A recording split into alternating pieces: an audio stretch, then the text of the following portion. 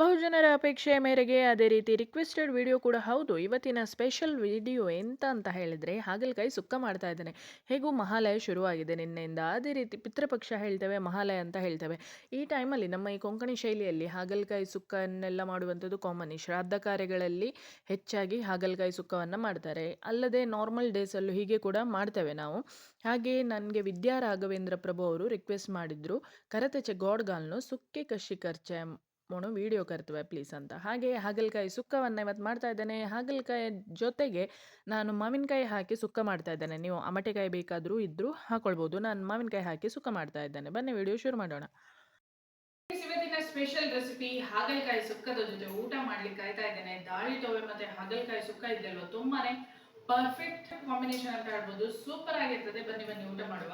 ಹಾಗಲಕಾಯಿ ಸುಕ್ಕದ ಕಲರ್ ನೋಡಿದ್ರೆ ನೀವು ಎಣಿಸ್ಬೇಕು, ಎಂತ ಖತರ್ನಾಕ್ ಕಲರ್ ಬಂದಿದೆ, ಸಖತ್ತಾಗಿರ್ತದೆ. ಈ ರೀತಿ ನೀವು ನನ್ನ ಅಮ್ಮ ಹಾಗಲಕಾಯಿ ಸುಕ್ಕ ಮಾಡ್ತಾರಲ್ವಾ, ಅದೊಂದು ಚಾಕ್ಲೇಟ್ ಚಾಕ್ಲೇಟ್ ಥರ ಸೂಪರ್ ಆಗಿರ್ತದೆ. ಹಾಗೆ ಹಾಗಲಕಾಯಿ ಕುಡ್ಕೋ, ಕರತೆ ಕುಡ್ಕೋ ಅಂತ ಕೂಡ ಮಾಡ್ತೇವೆ, ಅದು ಡಿಫ್ರೆಂಟ್ ರೆಸಿಪಿ. ಇದು ಹಾಗಲಕಾಯಿ ಸುಕ್ಕ, ಒಂದು ವಾರದವರೆಗೆ ನೀವು ಇದನ್ನು ಬಿಸಿ ಮಾಡಿ ತಿಂದು ಯೂಸ್ ಮಾಡ್ಕೊಳ್ಬೋದು. ಬನ್ನಿ ಹಾಗಾದರೆ ವಿಡಿಯೋವನ್ನು ಶುರು ಮಾಡೋಣ. ಮೊದಲಿಗೆ ನಾನಿಲ್ಲಿ 4 ಹಾಗಲಕಾಯನ್ನು ತಗೊಂಡಿದ್ದೇನೆ. ಹಾಗಲಕಾಯನ್ನು ಯಾವುದೇ ರೆಸಿಪಿಗೆ ನಾವು ಬಳಸುವ ಮೊದಲು ಅದನ್ನು ಚೆಂದ ಮಾಡಿ ತೊಳಿಬೇಕು. ತೊಳೆದು ಆಮೇಲೆ ಕಟ್ ಮಾಡ್ಕೊಳ್ಬೇಕು. ಹಾಗೆ ಇಲ್ಲಿ 4 ಹಾಗಲಕಾಯಿಗೆ ನಾನು 2 ಮಾವಿನಕಾಯಿಯನ್ನು ಯೂಸ್ ಮಾಡ್ತಾ ಇದ್ದೇನೆ. ಒಂದು ದೊಡ್ಡ ಮಾವಿನಕಾಯಿ ಇದ್ದರೆ ಒಂದೇ ಮಾವಿನಕಾಯಿ ಸಾಕಾಗ್ತದೆ. ಸಣ್ಣ ಸಣ್ಣ ಮಾವಿನಕಾಯಿ ಇರೋದ್ರಿಂದ ನಾನು 2 ಹಾಗಲಕಾಯಿಗೆ 1 ಅಂತ ಆ ರೀತಿಯ ಅಳತೆಯಲ್ಲಿ 4 ತಗೊಂಡಿದ್ದೇನೆ. ಅಮಟೆಕಾಯಿ ಇದ್ದರೆ ಒಂದು 6 ಹಾಕೊಳ್ಬೋದು.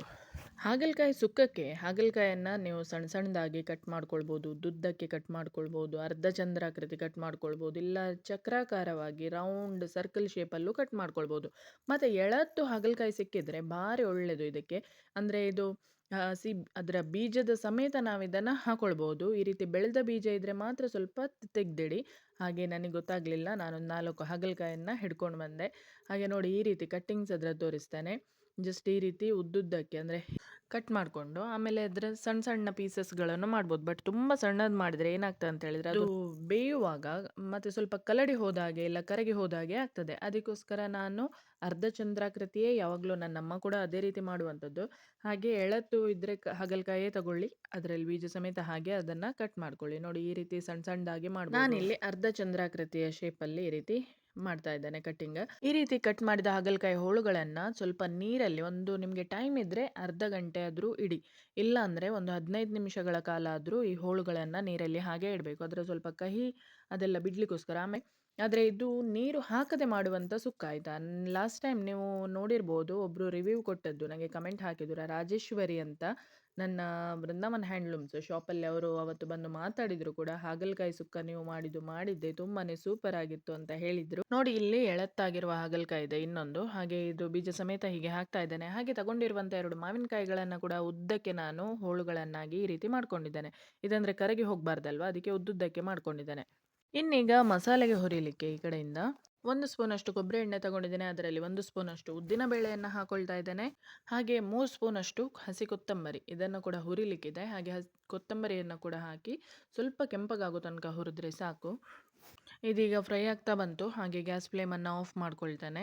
ಆಮೇಲೆ ಇದಕ್ಕೆ ನಾವು ತೆಂಗಿನಕಾಯಿ ಹಾಕೋದಂತ ಹೇಳಿದರೆ, ಒಂದು ದೊಡ್ಡ ತೆಂಗಿನಕಾಯಿ ಇದ್ದರೆ ಅದರದ್ದು 1/4 ಭಾಗ ತೆಂಗಿನ ತುರಿಯನ್ನು ತಗೊಳ್ಳಿ. ಸಣ್ಣ ತೆಂಗಿನಕಾಯಿ ಇದ್ದರೆ 1 ಭಾಗ ಅಂದರೆ ಅರ್ಧ ಭಾಗ ತಗೊಳ್ಳಿ. ಅದಕ್ಕೆ ಸ್ವಲ್ಪ ಅರಶಿನ, ಹಾಗೆ ಸ್ವಲ್ಪ ಕರಿಬೇವಿನ ಸೊಪ್ಪು, ಮತ್ತು ಹುರಿದಂಥ ಈ ಉದ್ದಿನ ಬೇಳೆ ಮತ್ತು ಕೊತ್ತಂಬರಿ, ಹಾಗೆ ಬ್ಯಾಡಗಿ ಮೆಣಸಿನಕಾಯಿ ಒಂದು 12 ಬ್ಯಾಡಗಿ ಮೆಣಸಿನಕಾಯಿ ಹುರಿದದ್ದು ತಗೊಂಡಿದ್ದೇನೆ. ಇದಕ್ಕೆ ಊರ ಮೆಣಸಿನಕಾಯಿ ನಿಮಗೆ ಆಪ್ಷನಲ್, ಬೇಕಂದರೆ ಹಾಕೊಳ್ಳಿ, ಆದರೆ ಕಲರ್ ರೆಡ್ ಬರಲಿಕ್ಕೋಸ್ಕರ ಸುಕ್ಕದ್ದು. ಮತ್ತು ಹೇಗೂ ಹಸಿಮೆಣಸಿನಕಾಯಿ ಕೂಡ ನಾವು ಹಾಕ್ತೇವೆ ಖಾರಕ್ಕೆ, ಹಾಗೆ ಬ್ಯಾಡಗಿ ಮೆಣಸಿನಕಾಯಿ ಸಾಕಾಗ್ತದೆ ಹುರಿದದಿಷ್ಟು. ಮಿಕ್ಸಿ ಜಾರಲ್ಲಿ ಕಾಯಿ ತುರಿ, ಕರಿಬೇವಿನ ಸೊಪ್ಪು, ಅರಶಿನ, ಅದೇ ರೀತಿ ಬ್ಯಾಡಗಿ ಮೆಣಸು ಹಾಕಿ ತರ್ತರಿಯಾಗಿ ರುಬ್ಕೊಂಡಿದ್ದೇನೆ.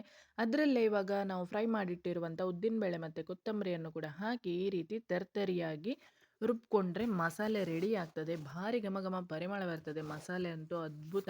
ಈಗ ಒಂದು ಬಾಣಲೆಯಲ್ಲಿ ಒಂದು 4 ಸ್ಪೂನಷ್ಟು ಕೊಬ್ಬರಿ ಎಣ್ಣೆಯನ್ನು ಹಾಕೊಳ್ಳಿ. ಹಾಗೆ ಅದರಲ್ಲಿ 1 ಸ್ಪೂನಷ್ಟು ಸಾಸಿವೆಯನ್ನು ಹಾಕೊಳ್ಳಿ. ಇದು ಒಗ್ಗರಣೆ ಹಾಕ್ತಾ ಇದ್ದೇನೆ ನಾನು.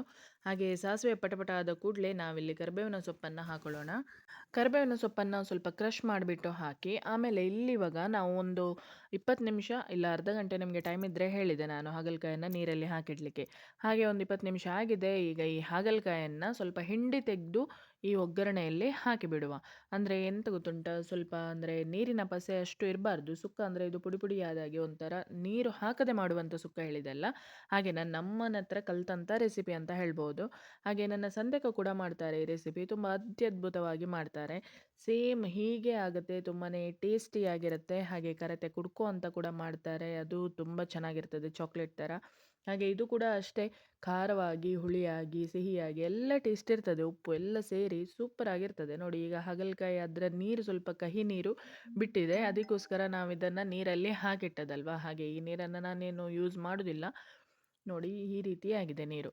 ಹಾಗೆ ಇದನ್ನೀಗ ಒಗ್ಗರಣೆಯಲ್ಲೇ, ಇದಕ್ಕೆ ನೀರೆಲ್ಲ ಎಂತ ಹಾಕ್ಲಿಕ್ಕಿಲ್ಲ ಇನ್ನು.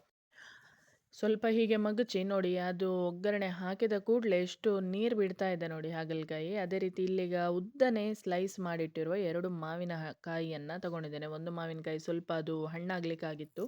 ಹಾಗೆ ಇದನ್ನು ಕೂಡ ಹಾಕ್ತಾ ಇದ್ದೇನೆ. ಖಾರಕ್ಕೆ ಬ್ಯಾಡಗಿ ಮೆಣಸಿನಕಾಯಿಯನ್ನು ಕೂಡ ಹುರಿದು ಹಾಕಿದ್ದೇವೆ ನಾವು ಮಸಾಲೆಗೆ. ಇಲ್ಲಿ ನೋಡಿ ಅದು ಕಲರ್ ಕೂಡ ಒಳ್ಳೆ ಬರ್ತದೆ ಹೇಳಿದೆ. ಹಾಗೆ ಇಲ್ಲಿ ನಾನು ಹಸಿಮೆಣಸಿನಕಾಯಿ 4 ಹಸಿಮೆಣಸಿನಕಾಯಿ ಉದ್ದಕ್ಕೆ ಸೀಳ್ ಮಾಡಿಬಿಟ್ಟು ತಗೊಂಡಿದ್ದೇನೆ. ಇದು ತುಂಬ ಖಾರ ಇದೆ. ಹಾಗೆ ಈ ಹಸಿಮೆಣಸಿನಕಾಯಿ ಖಾರವಾಗಿರೋದೇ ತಗೊಳ್ಳಿ, ತುಂಬ ಚೆನ್ನಾಗಿರ್ತದೆ ಆಗ ಸುಕ್ಕ. ಅಂದರೆ ಬೆಲ್ಲ ಕೂಡಲೇ ಹಾಕ್ಲಿಕ್ಕೆ ಉಂಟಲ್ಲ.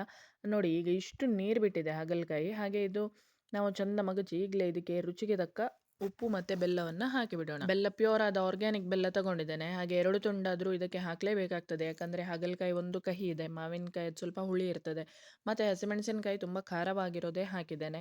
ಅದೇ ರೀತಿ ಮಸಾಲೆಗೆ ಕೂಡ 12 ಬ್ಯಾಡಗಿ ಮೆಣಸಿನಕಾಯಿ ಹಾಕಿದ್ದೇವೆ, ಅದು ಖಾರ ಇರ್ತದೆ.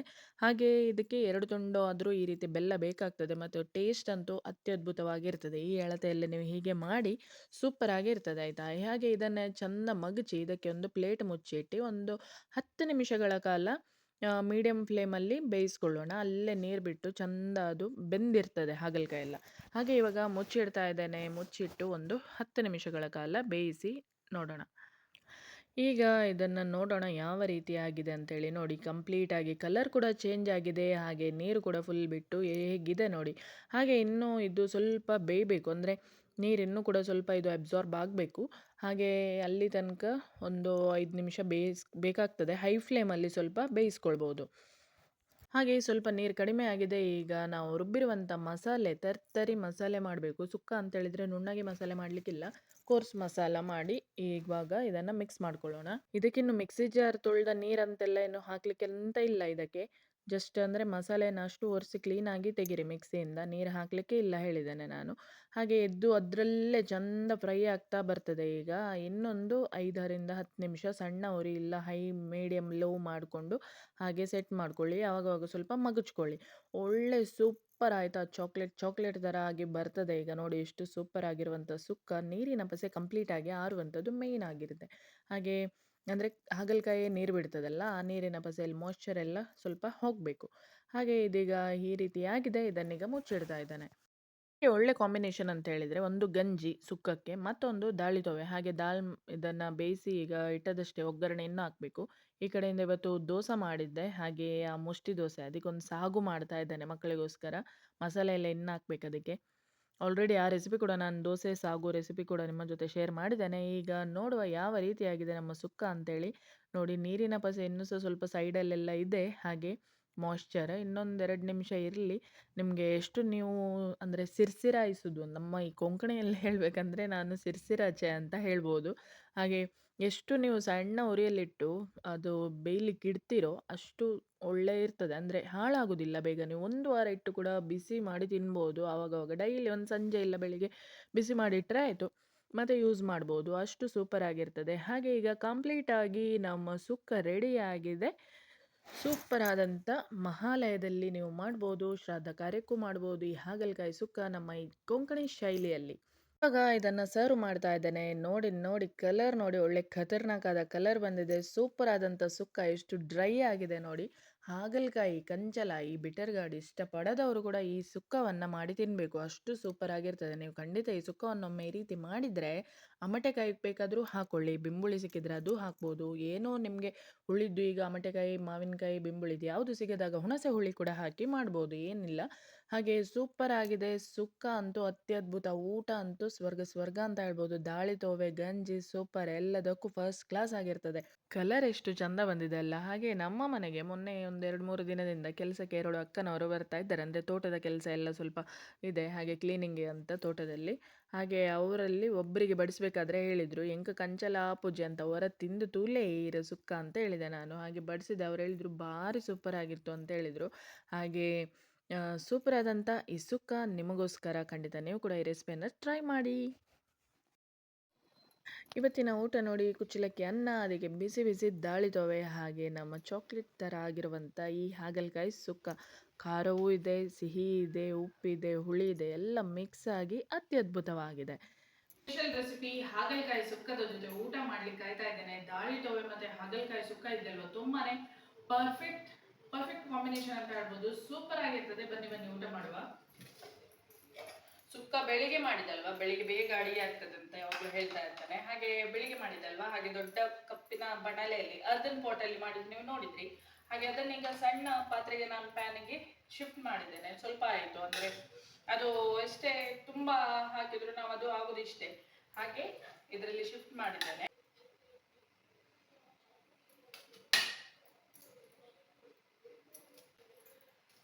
ಅನ್ನ, ಕುಚ್ಚಲಕ್ಕಿ ಅನ್ನ, ಅದಕ್ಕೆ ಮಾಡಿದ್ದೇನೆ.